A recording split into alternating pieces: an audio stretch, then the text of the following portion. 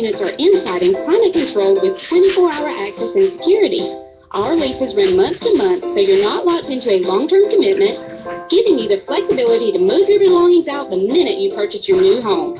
Stop by today or give us a call, 530-8003. That's 530-8003. Jessup Premium Storage. They're cool, clean, and secure.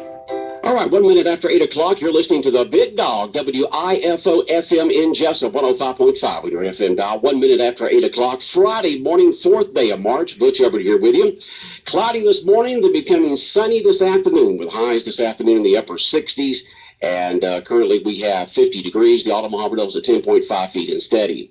It is now time for the world-famous Butch and Bob Show, brought to you by Parker Insurance and Realty on Macon Street in downtown Jessup, by Jessup Premium Storage out here on the Waycross Highway, and by Mike Birch Ford in Blackshear. And Bob, we've got some special guests on the world-famous Butch and Bob Show this morning. Yeah, we've been promoting it for a couple of weeks now. Again, it took us a while to get Republic in the studios, but again, thanks to Chip Lake, who's in studios. Also, Les Nonke, who's Vice President of Communications and Public Affairs for the Republic, all the way from Phoenix, Arizona, is with us. And first of all, I appreciate you coming to the show. Thank you. Good morning.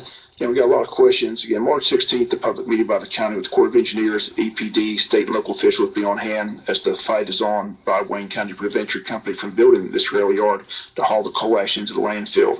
I know that someone from your company will most likely be at the meeting.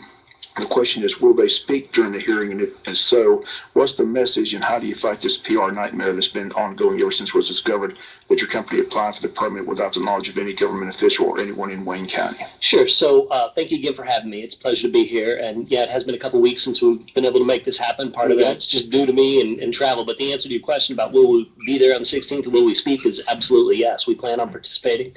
We look forward to having an opportunity to talk to the community, try to address some of these questions and concerns that are out there and correct some misunderstandings that are out there as well. But, you know, that frankly all begins here, and my opportunity to join you gentlemen this morning and talk some about what's going on at the landfill and why we believe it's very much an asset to Wayne County, and you know, look forward to the chance to again try to clarify some of these misperceptions. Are you going to be at the meeting? Myself personally, if you'd like for me to be, I'll be glad to be here. So. I didn't know if you were going to be here or not. And you're from Russ Nonke, right? Nonke, that's correct. Nonke from Phoenix with Republic. Okay. Yeah, I'm sorry. Go ahead. What is the message? I mean, what are you going to say to Wayne County? Like I said, no one in Wayne County, no government official, no Wayne County resident wants the coal ash brought to landfill. So what is the message? Sure. So there's a few things that we need to talk about. First, I'd like to begin with an apology that, we are in the situation we're in today where there are a lot of people that got a lot of questions and they don't have answers. And so the first thing we're going to do is begin by saying, we're sorry for anything that we have done or have not done that may have contributed to sort of an environment of uncertainty and confusion. Second, the message is going to be about Broadhurst landfill itself. Broadhurst has been serving this community since 1994, proudly helping growth and prosperity throughout southeastern Georgia. It is a landfill that is deeply committed to sustainability and environmental responsibility. We've got 600 acres of pine trees. We've got 259 acres of wetlands conservation. Got another 257 acres of wetlands mitigation work that is just taking place every day. They've planted there at the landfill more than 115,000 trees over the years, accumulated more than 870 wetlands mitigation credits. It's truly a sight to see. It is a beautiful spot. And when it comes to environmental responsibility and excellence of landfill management, I'm going to argue that there's probably nobody better in the country. They use a highly advanced, well-engineered lining system. So you've got a liner that sits on top of a clay liner that's going to contain any waste, whatever that material might be, forever. It's about as responsible of landfill management as you could ask for, and I think that when we get a chance to introduce the landfill and introduce the team that's got over 120 years of leadership in landfill management to the community, I hope that we'll begin to restore some of our credibility and build some bridges in the community. We do want to let everyone know that you can text in any questions or comments to Russ Nonke from Republic at 912-427-3711, 912-427-3711. You can text in any questions or comments. Bob? Again, it's been reported that several thousand tons of the coal ash material has already been put in the landfill, and it's been discovered that there's already been a leak at the landfill, again, without anyone from Wayne County being notified. And so the question is, why is that? Doesn't your company feel obligated to have any responsibility to notify someone of authority in Wayne County if a leak does occur at the landfill? Isn't that just common sense, and isn't that the responsibility of the company? Sure. So a couple things there. One, we're not currently accepting coal ash. We haven't been for a couple of years now. All right, and why is that? Why did it change? Well, in 2014, the coal ash was, we put a stop to accepting coal ash. It was occurring in a solidification pit, so within the permitted area of the landfill, but in sort of what's referred to, by our engineers as solidification pit, where the liquids and the ash were sort of combined together. We since had a change in leadership at the site, and when they took a look at what was going on at the site, they didn't like that. They felt, this is way before the federal government regulations that came out in December of 2014, but just really felt like we wanted to manage it in a more responsible way, and we could and we should, and so we put a stop to it. And by 2015, working with Georgia EPD, we went and cleaned all that up, and it's since removed. Now there's ongoing groundwater monitoring that's occurring. To address your question, though, about communicating with the county, in reality, we have had a very good dialogue and relationship with the county. We do talk to the county commissioners on a regular basis. We're going to continue to. All of this information is public. We're inspected twice annually by Georgia EPD. I think what's been missing is opportunities like this one for me to come and to talk to you all and get more directly engaged with the community, and that's something we're committed to fixing. But it's been reported the leak occurred, no one was notified, and no one knew about the leak, so explain that. Well, so what we're talking about is groundwater monitoring. So in those solidification pits, when they were removed, what we're doing, and there's ongoing monitoring, and it is actually reported to the state, twice a year. The state comes out and they're part of, the monitoring, and all the data is shared with them. What we're talking about is trying to figure out what's happening with groundwater. And when you think about groundwater, I'd ask for you to think about it in 3 layers. There's sort of a top layer that's, say, 16 to 19 feet below ground surface level. Then there's a clay area in between that. And then beneath that, there's sort of another area, and these wells go down 30 to 50 feet. The wells that go down 30 to 50 feet, 0 groundwater impacts. Again, 0 groundwater impacts. We have 21 groundwater wells there at the site, which is a very responsible number of wells for a landfill of this type. In that top level, 2 of those groundwater wells have given us some cause for a little bit of concern, some reason to continue to monitor what's going on, and that is ongoing. Now, when you talk about some of the activity around the solidification pits, once you remove all that, you do expect to see a little bit of some of those metals and some of that higher tier of groundwater. Now, here's the 3rd level. Remember I told you, when you think about groundwater, think about 3 levels. Where public drinking water wells come from, those are generally at about 600 to 800 feet. So you're talking 12 times deeper. That's down the aquifer, right? Yes, sir. Okay. The Florida aquifer. So you're talking about 12 times deeper where there's any public drinking water. Now, the last thing I'll raise with you here, we're talking about drinking water. There are no drinking water wells in that area, and there's not going to be anytime soon. There's not going to be ever. I mean, nobody's drinking that water. Nobody's using that water for public consumption. It's still something, though, that we're deeply committed to monitoring, and it's something that we're going to continue to work with Georgia EPD to make sure that it's just, we're always watching it. If you're just joining us in the studios with us, this is Russ Naki, Vice President Communications Public Affairs with Republic, again in from Phoenix, Arizona. I want to discuss the current contract. That's been discussed a lot in the news with Republic concerning the landfill, because a lot's been written and discussed about whether or not the contract would hold up in court or is valid. I'm sure you've heard the reports. The current county attorneys advised the commissioners that if they violate the contract with Republic could view that as a breach of contract, kick Wayne County out of the landfill altogether, force the county to haul their garbage elsewhere, or you could simply impose a hefty fee to haul the garbage in, whereas now they don't pay a fee and collect money per tonnage that's hauled in. What's your stance on the contract, and would Republic consider closing Wayne County out if they violate the current contract?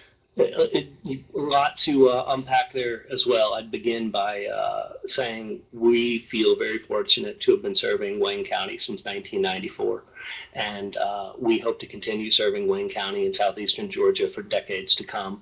We believe that we have had a really good working relationship with the county attorney, the county commissioners, talking about Mr. Copeland and people like Boot and Mr. Thomas as well. And these are folks that understandably, they've got a lot of pressure. They're getting a lot of questions from constituents, and part of our responsibility is to do a better job in helping to address those questions. But in terms of a dispute, for lack of a better term, with the county, from our perspective, there is none. I think the real issue right now is just helping people understand why the landfill is an asset to Wayne County in southeastern Georgia, and what coal ash really is and what it's not, and what it means to accept coal ash. The federal government did issue regulations, as I mentioned, in December of 2014, that tells electric power producing facilities that if they're using coal ash, they've got to do something different with if they're using coal to produce power, they got to do something different with that residue, which is coal ash. It's got to go in a lined facility. So it's either got to go in something that they create, or it's got to go to a Subtitle D landfill that's lined. Now we take it a step further and we do what we call a monofill. There's got to be protective groundwater system. We'll talk to you some about what we've already got in place at Broadhurst, and there's got to be regulatory oversight. So the world is changing. The government is saying coal ash has to be handled differently. I'm glad you brought that up, because that's been my argument with a lot of people. I think it's a federal issue. And again, I go back to that federal. Why did they change coal ash from toxic to hazardous waste? And why did they instruct it to go into lined landfills? What was the reasoning behind that? Why did the federal government change it? So I'm going to point out I'm obviously spokesperson for the landfill and not for the EPA. Correct. Coal ash is the issue, and that's what I'm trying to get. Well, maybe your understanding of the change. Yeah, that's exactly right. Thank you. So my understanding of the EPA regulations and what they put out is they have observed, power producers always manage coal ash in one of two ways. So they put it in a pond over by the side of their facility, or they kind of leave it out in the field to dry. And that either presents, in some cases, some liquid management challenges or some dust related challenges from that coal ash. And I think the federal government over the years realized that it's not environmentally, responsible to continue to manage coal ash in that way. So the government said, they take a look at it from a scientific perspective, determined that, when you're talking about public health risks, coal ash is low, but nonetheless, it could be managed in a more environmentally responsible way. They concluded putting it in a lined landfill is, the way to go. So the government changed the rules on coal ash for electric companies, and that then has an impact on landfill operators. In our case, we've got a very, very environmentally responsible landfill in Broadhurst, has a liner that sits on top of a clay liner, already got, again, 21 protective groundwater monitoring wells that are there. We're fortunate to have a really great working relationship with EPD. So it makes a lot of sense, if it's got to go somewhere, that it goes in the safest place possible. Do y'all have other landfills throughout the country? Yes, sir. We manage. Go ahead. Oh, no, please. Do you have any landfills anywhere where it's not sitting next to wetlands or of a major aquifer that feeds two states? So we, as a company. So where the coal ash go, like a desert somewhere or something? That's correct. So as a company, we own and operate 300 active and closed landfills approximately nationwide. All of those landfills are operated to the highest possible standards. All of those landfills involve commitments to sustainability and the local community. Broadhurst is special in that it has such a substantial wetlands surrounding. As I mentioned, before, we've got 600 acres of pine trees that we're managing. We've got 259 acres of wetlands that we're working to conserve and preserve, and then we got another 257 acres of wetlands mitigation. It is a beautiful place. I'd encourage anybody that ever gets a chance to go out and see it. But that's also why we have hydrologists and engineers and environmental managers that we go and hire. We recruit the best talent to not only manage a landfill, but to manage everything that's around the landfill. And in reality, if we're doing our job right, you don't know that we're there. You don't see us. You certainly don't. But the question is there another landfill somewhere that doesn't have all the wetlands and a major aquifer below it, like the Florida aquifer, somewhere that y'all could take it instead of someplace where you do have all those wetlands and a major aquifer, somewhere that if something did happen, it wouldn't affect the environment like it would here? So there are, what I'm trying to describe, dozens of landfills that we have around the country have environmental projects similar to the wetlands, adjacent to, the landfills themselves. They're going to vary based on where in the country you might be talking about, just sort of the nature of sort of the environmental activity at a site. But we preserve land. We've got landfills out west that have, major nurseries. Yeah, there's all kinds of environmental activity in terms of groundwater or water underneath landfills. Groundwater or water tables are pretty much underneath everything. It's not just landfills where there might be groundwater. Now, underneath landfills, people don't drink or consume that water. And there's, a host of reasons why, but that's largely just for basic common sense and protective measures. And that's certainly true of Broadhurst. Nobody's drinking the water or using the water that is underneath the landfill. But again, you got to remember where we're monitoring and where we've seen a couple of impacts in groundwater wells is at the highest level. And again, where people actually would consume groundwater is, about 12 times deeper, 600 to 800 feet. Okay, well, you said that, I'm sorry, but you said that the major wells go down 600 feet, right? But a person's personal well goes down, how far did you say? Let's say in their backyard, they live out in the county. So if you just, were living down the street from this studio here and you wanted to put in a private groundwater well, my understanding of Georgia state requirements is you really have to go down a minimum of 20 feet before you can start to extract water. We've got a lot of text in this morning from our listeners. That'd be great. I really want to get to them. Someone says typical drinking wells in Wayne County are not 600 feet, which you just stated. That's just the major ones, right? Like cities. Is that correct? Generally, in Georgia, no one goes down 600 feet. So let's say a municipality, Jessup or some other, if they wanted to work on a water project, they're going to go down 600 to 800 feet. State requirements, as I just said, is you got to go down about 20 feet before you can begin. All right. Okay, of course, this person said the typical drinking wells in Wayne County are not 600 feet. I know ours is not here at the station. They're 250 feet or less. Has Republic offered residents closest to the site monitoring of their water quality?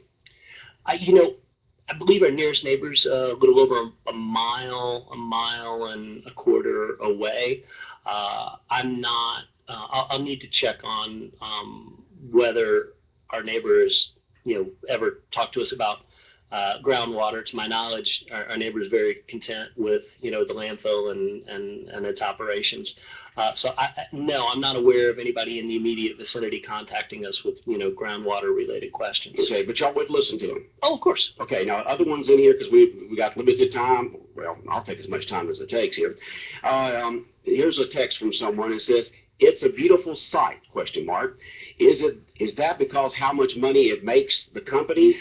Maybe doing a video of the site to show how beautiful it is and paying for all the ground soil research that we taxpayers have to pay to protect our county." Who submitted that? I have no name. I was going to say Jane or John or whomever. That's a great point.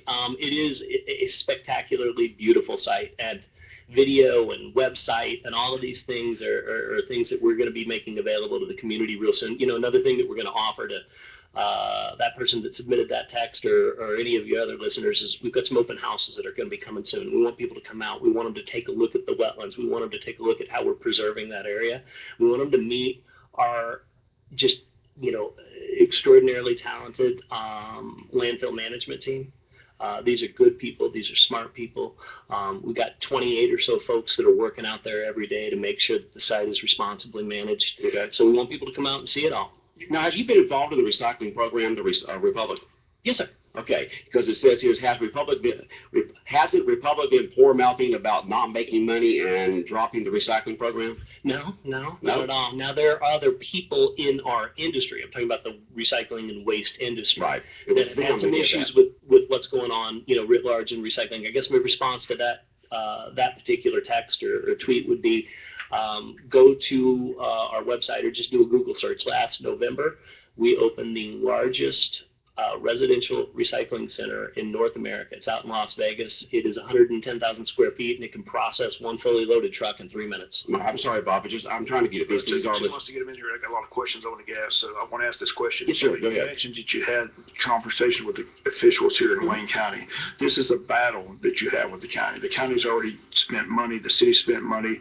They've gone out and they're hired expertise scientists, biologists, hydrologists. Yeah. So where do you see this? How do you see this playing out? Well, I mean, you say you've been in contact with the county and city officials, but it is a battle. I mean, it's been a battle ongoing for 2 months now. They call it a crisis. They call it a disaster. No one wants the coal ash brought into Wayne County. So how does this play out in your viewpoint? Sure. So first, from my viewpoint, I'd say we don't view it as a battle. I'd say I view it as we've been late to communicate, a little slow to communicate with some community leaders. Certainly a lot of your listeners have questions, and frankly, I'd stay around longer if you'd have me and we could answer more of them. But we don't view it as a battle. Where I see things going, you mentioned the public hearing on the 16th. That's going to be at Coastal Pines Technical College. We plan to participate in that, and I know the county is going to have a role, and I believe the Army Corps of Engineers is going to be there as well. We're going to have some of our engineers there, and we're going to talk, both in plain English, but in some technical terms as well, about what's going on at the site, with an intent to try to reassure people that it's not only responsibly managed and safe, but it's an asset that this county should be proud of. So that's going to be the first step. We're going to have some open houses, as I mentioned, and we'd love for y'all to come out. In fact, I don't know if you've ever taken your show, the world famous show remote, but if you'd be so inclined, let's do a show from out there. We could one morning, keep Jonathan here, and Bob and I could go out there. I'd love it. So maybe we could have you out there. We'll have a couple open houses. One of your very smart listeners made a reference to video, and I'd mentioned websites, so some of that stuff is to come as well. We could, should, and need to do a better job of communicating and engaging with the community. But I guess what I'd just add real fast is that if you think about it, landfill operators, they tend to be engineers, they tend to be hydrologists, they tend to be environmental managers. And often from their perspective, they're serving the community and doing right by the community when they're doing their job. And if you don't hear about us, you don't know about us, then oftentimes from their perspective, that's a good thing, because that means things are working as they should. When things bubble up like this, you refer to it as a battle. I respectfully disagree. I'd just say it's an issue that we got to work through, but we certainly don't view it as a battle. But that sort of falls on me and folks like me to try to do a better job of communicating, listening, certainly, and educating. I think there's a tour set up Wednesday with the officials. I think I've been invited that. I'm coming out there for that Wednesday because I'm looking forward to being. And I said I haven't been.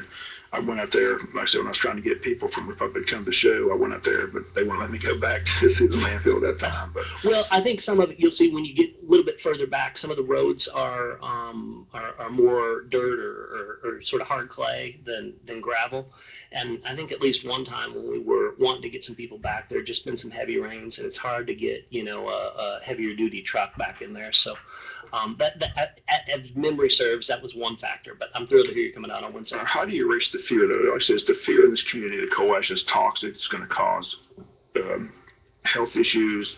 Like to say, it's not when it leaks. It's not if it leaks, it's when it leaks, and they've already had a leak. So how do you calm those fears? People are just scared to death of this material coming into their landfill. Lots of communication, lots of education. Now, what we're talking about before, you referred to it as a leak. I'd probably say it was more like a leach, but that's fine. That was a solidification pit that was not in a lined landfill cell, and the people that were involved in that are no longer here, and there's a reason for that. When sort of management and leadership realized, that was happening, they put an end to it, and they worked with EPD to clean it up. Who found that leak? EPD or y'all?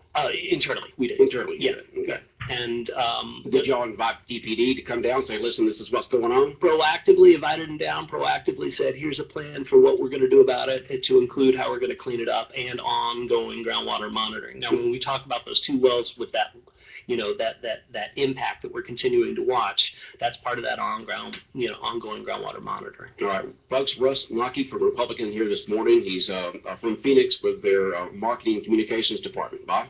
How long would it take to build the rail yard? And would you, if the rail yard is built, would it bring as many tons of coal ash in a day as they had reported?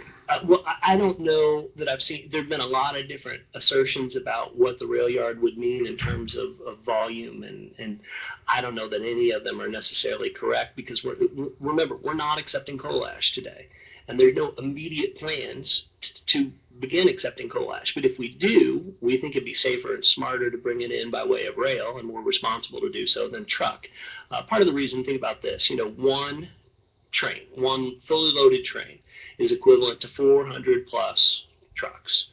Right now today at our site, and this is just regular municipal solid waste operations, we've got about 114 trucks that are entering and exiting the facility on a daily basis.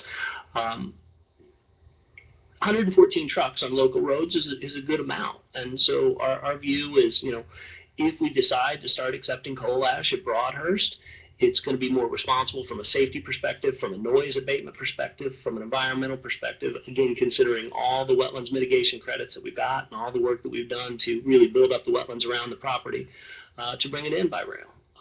How long it would take, I don't know. I can endeavor by the next time I see you to get you a little bit better answer on that. I think right now what we're really focused on is just the permitting process. I think there's been a presumption, and I'm not going to say it's unfair, but it's inaccurate, that we've got sort of a date circled on a calendar, and we're eagerly working to get to that date so that we can start bringing the coal ash in. That's not at all what's happening here. What's happening is basic planning and responsibility, because the federal government's again said coal ash has got to be handled differently. So if we're going to start accepting it at Broadhurst, what would that look like? Is it going to be more trucks, or could it be in a more responsible manner like rail? Now, EPD is the one that monitors y'all. How about EPA on the federal level? What do they do? So EPA also has regulatory authority over Subtitle D landfills, but the bulk of that regulatory oversight, not just in Georgia, this is true in any state, usually happens at the state level. And in some cases also at a county level. Okay. Someone wanted to know here, it says their comment on our text is, we would still not know about the leak if not for an investigation of AGC reporter into thousands of EPD documents. We would have never known about it, okay, if it hadn't been for that reporter for this round of paper. Also, how much money has Republic made off this landfill in Wayne County since it opened? So the listeners referring to Dan Chapman with the Atlanta Journal-Constitution, who I personally invited to come to the landfill and to see it. After he found there was a leak there? No. He was coming for one of the early public meetings, and he reached out and said, I'd like to come, see the site. I'd like to understand what's going on. And we brought him in. We gave him a tour. We gladly talked to him about all these things. He's certainly stayed on top of the issue. I think he's a fine reporter, and we're certainly happy to continue talking to him. The reality is, again, the information specific to what happened in those solidification pits a few years ago, it's already been cleaned up, is information that is available because it was something we worked with EPD on. It's all been publicly available. That's, I think, how Mr. Chapman found a lot of the the additional information is because it's out there.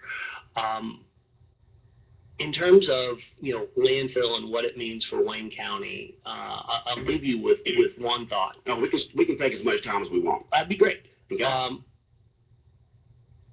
Each year, Broadhurst landfill returns through revenue that goes back to Wayne County on each ton that's accepted, around $1 million a year. That's money that goes back to the county to help the county do things like keep, waste hauling or landfill fees at a reasonable rate for county residents.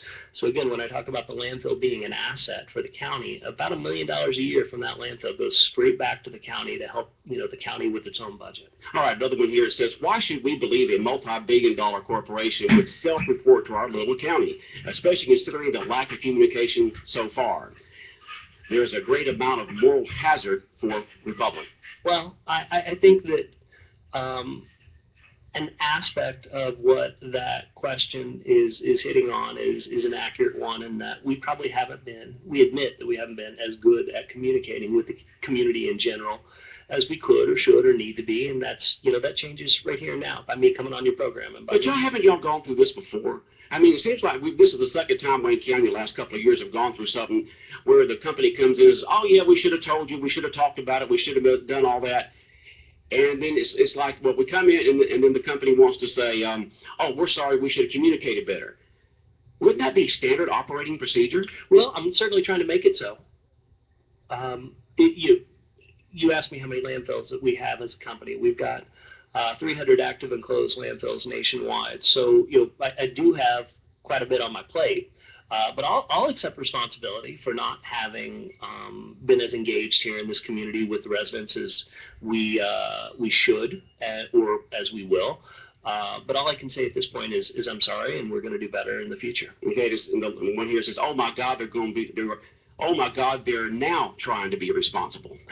We're always responsible. I can assure you of that. And hopefully some of your listeners will get out to one of these open houses at some point in time and get a chance to meet the team and see the site. And that will, I guarantee you, make people feel a lot more at ease about the level of responsibility and operations at that site. Okay, Bob. Y'all have got a very difficult PR campaign to do. I mean, I'm not sure if you've seen and heard all the publicity on this since the county found out about this leak, and then the rail yard possibly coming in, and all this done without the knowledge of Wayne County. The county commissioners didn't even know about it. The county administrator didn't know all this is going on. It's like we were kept in the dark, and if it hadn't been for this reporter or some other folks, no one would have found out about it. How are you going to get by from people saying, y'all just blowing smoke, till you're actually telling the truth? Well, a lot of opportunities like this to visit with folks. We just got to keep communicating. We've got to answer questions. We've got to, obviously present people with science rather than alarm. And that is something that we've all got to keep in mind here, that, sometimes hysteria can lead people down a path that's just not based in reality. The reality is it is an outstanding landfill that is one of the best in terms of responsibility in the country. Did it have a mistake a couple of years ago with solidification pits? Absolutely. Could we have done a better job of communicating with the community at that time? Absolutely. But the reality is, today it is an outstanding site, and the government has changed what happens when it comes to coal ash. Broadhurst landfill is not currently accepting coal ash. It's simply getting ready in the event that it needs to in the future. We hope that over time, by talking to folks like you guys, by having people out to the site, by participating in meetings, like the one that's going to be on March 16th, that we can begin to build some bridges and restore some trust.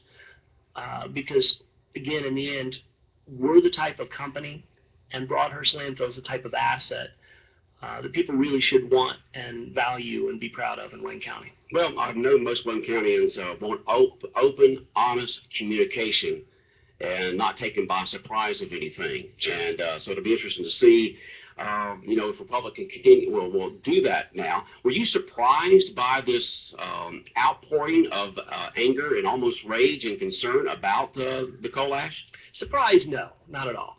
I was a little disappointed by some of the things that I've read and some of the things that I've heard that have been said, but that's fine. You got to have thick skin to do this type of work.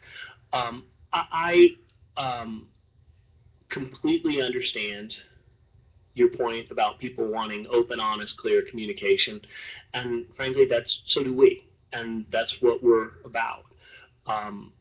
In this case, admittedly, there wasn't as much communication as there should have been. Now, there's been communication privately with county officials, and that communication continues. There's a lot of communication with state regulators. So if you put yourselves, again, in the shoes of a landfill operator, you're doing your job, right? You're talking to the regulators. You're doing what you're supposed to do. What was missed was, opportunities to engage with, folks like you guys and your listeners, and all I can say is we're fixing that. All right, Russ Nucky in here. He's Vice President of Communications and Public Affairs with Republic out of Arizona, right? Phoenix, Arizona. And so, what kind of communication? How are you going to build trust with Wayne Countyans from this point forward? Well, I think our participation on the 16th, and if you're going to hold me to it, then sure, I'll be glad to be there, and I'll see you at that event. But our participation on the 16th. So we're going to have a team of, as I say, engineers. We're going to have a team, of You can let engineers communicate.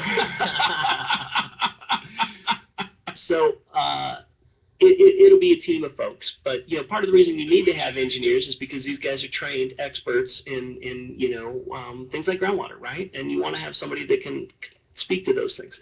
But no, we'll be involved, and so that's going to be, I'll call it step 2. I'd say this is step 1. These open houses are another step.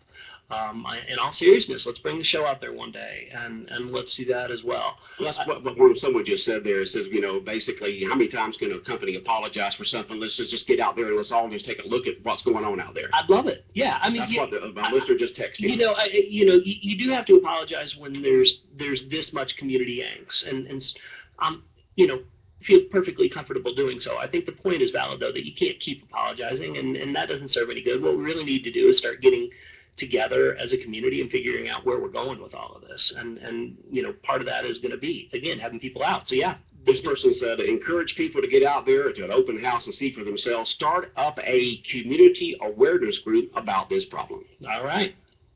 And I close by thanking y'all for coming. Like I said, it's been a while to get you here, and like I said, you're invited anytime. But I will go back to my comment that I told you. You need to be at the March 16th meeting, because you'll see what the battle is. Because I haven't been able to find not one politician, one resident who wants coal ash in that landfill. When it comes to household garbage, it's been an asset, and Wayne County's making money. But this issue of the coal ash is a whole different animal. So again, you need to be there March 16th. You'll see where the battle's at. It is a battle. I promise you it's a battle in Wayne County, because every government official, every state official they contact, every resident of Wayne County. In fact, the Corps of Engineers have been taking public comments, and I understand over 300 comments have been sent there, and not one is for coal ash in Wayne County. So it is a battle, I promise you. You'll see it on March 16th. I believe that, but again, I don't view it as a battle. I view it as an opportunity to begin a dialogue, to have conversation, certainly to listen. That's key if you're in my shoes. But no, Broadhurst landfill, at the end of the day, if for nothing else for your listening audience than this, is an asset for Wayne County. It is a phenomenal landfill, and the stuff that they've done to protect and preserve the wetlands is second to none. And I really hope that through some of these open houses, through the videos or the website or however, through participation on the 16th, we can get folks in Wayne County to get a sense for the remarkable work that the team has done out there. The issue of coal ash is almost a separate issue. It really is. I mean, it's how do you feel about the landfill and its operations? You take a look at that landfill and you're going to be, I think, just wowed. The issue of coal ash is a separate issue. It's an issue that the federal government has weighed in on and said this is how coal ash has got to be handled. So understanding there are a lot of people that don't like it, and there are a lot of people that take issue with the federal regulation. We're a landfill operator. We're not the federal government. We didn't change the regulation. But the regulation does affect lined landfills, because the coal ash is going to have to go somewhere. So if it's going to have to go somewhere, in a place like Wayne County where there's such tremendous pristine natural beauty, driving through here, I love the drive through here. It's just gorgeous. I would think that people, whether they like the regulation or not, would get to a place where they'd realize I'd much rather have it go in the safest possible place than not. Because the last thing I want is for something that we care so deeply about, this natural beauty, to somehow be impacted. So you come out, you take a look at the landfill, you see what I mean when I talk about environmental responsibility and commitment to safety in terms of operations and the liner system and the protective groundwater network. And I think we can put a lot of people at ease. I've asked that question many times. I said, if it doesn't go in lined landfills, where does it go? And no one seems to have the answer to that, but Wayne Countyans are just like, we don't care where it goes, as long as it doesn't come in our landfill. I understand that, and that's sometimes sort of the immediate reaction to these kinds of issues. Sort of I don't care as long as it's not here. I hope over time we can get people to a place where the opposite is really what's happening. It's got to go somewhere. So I would rather have, it's just like, with families and kids, right? You want your kids to go to the safest, possible schools. You want your kids to be in the best possible environment. You want to protect your community and your neighborhood. And to be honest, perfectly honest, as a company, that's exactly how we're wired. We care deeply about the communities we're fortunate to serve. Our people live here. Their kids go to school here. That they're subject to the same environmental environmental situations and conditions that anybody else is. And so you want the best, the absolute very best for your community. So if you're talking about it's got to go somewhere because the federal government said it's got to go somewhere, then again, it should go in the safest possible place, which is a lined landfill. We're taking a step further. We're going to do a monofill, which means it's dedicated just to that. If we take it, again, we're not taking it today, but if we do, this is how we're thinking about it and preparing for it. All right, let me read some more of these comments here because we're doing all this for our listeners here. Great. I'm just going to read them, and then you can make any comment you mind. What exists now has nothing to do with what will happen in the future with tens of thousands of coal ash, I guess pounds or tons of coal ash coming in per day. Okay, so they're looking at the future where you might have tens of thousands of pounds or tons of coal ash coming in. So what's going on today is not going to be as good as different than what's going to be in the future because there's so much more. Okay, that's what we're saying. Mm-hmm. The next person says, you're a politician. The next person said, not every resident sees it as a battle, but desires education about it. I think that I'd start with the last one. I'm thrilled to hear that residents desire education about it, and I'd say that's incumbent on us to work, not just us, but with other community leaders, to work with the county, to work with the Corps, to really create an environment where there's information and education can begin. And from that education, you get awareness. And from that awareness, then you begin to get understanding. And from that understanding, hopefully you get to a place where there's a comfort level, like just as we were talking about, that it's got to go somewhere. So if it's going to go somewhere, you want it to go in the safest possible place. The politician line, now, I'm not sure quite how to take that other than to say I've never run for office other than student government back in high school. And have no plans to. I'm a professional that pays a mortgage and bills just like anybody else.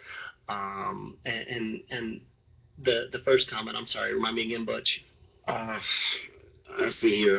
That was the one before. He's a politician. What exists now has nothing to do with the future. We did that. Okay. Here's one that says, I don't think anyone can guarantee that a breach or leak won't happen sometime in the future. Is that correct?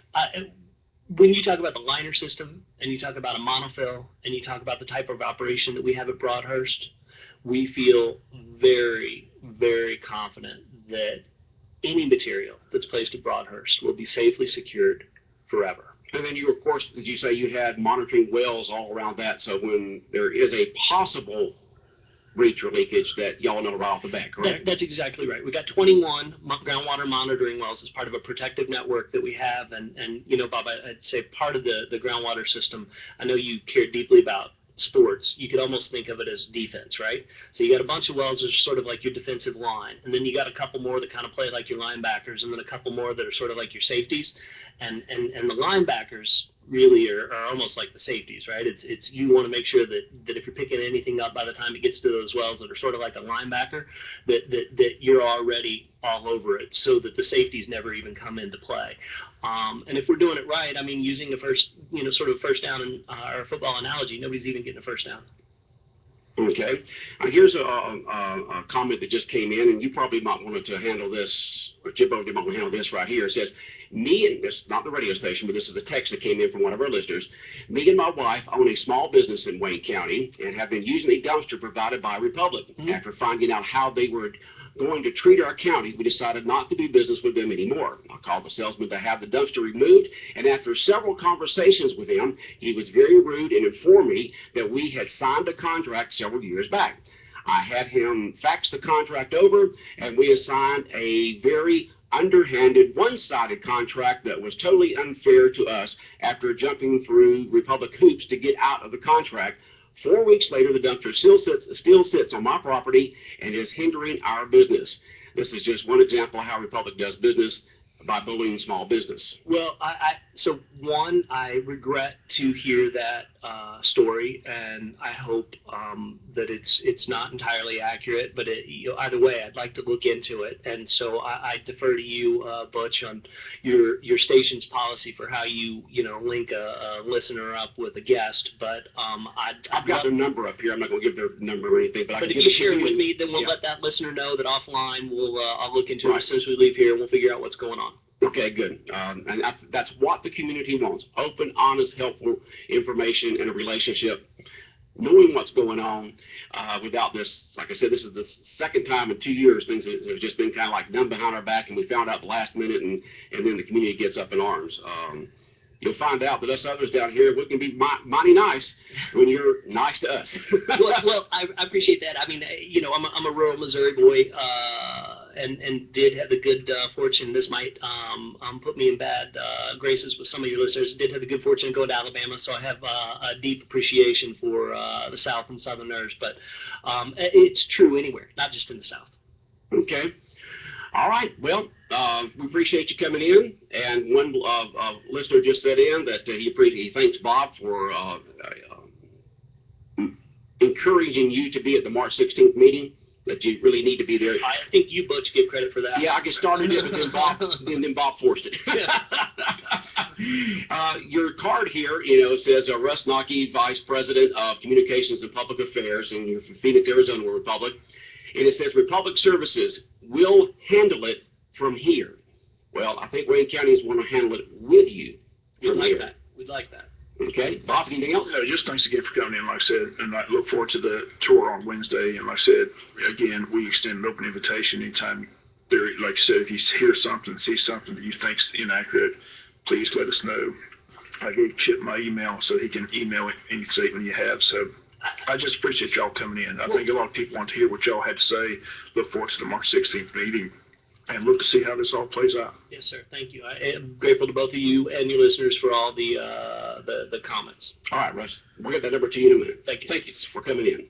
All right, WIFO, 105.5 FM in Jessup, Big Dog Country Radio, world famous Butch and Bob Show, brought to you by Mike Birch Ford in Blackshear, Jessup Premium Storage out here on the Waycross Highway, and by Parker Insurance and Realty, located on Macon Street in downtown Jessup across from the Heritage Bank. It is 8:46, coming away in just a couple of minutes. Your weather forecast.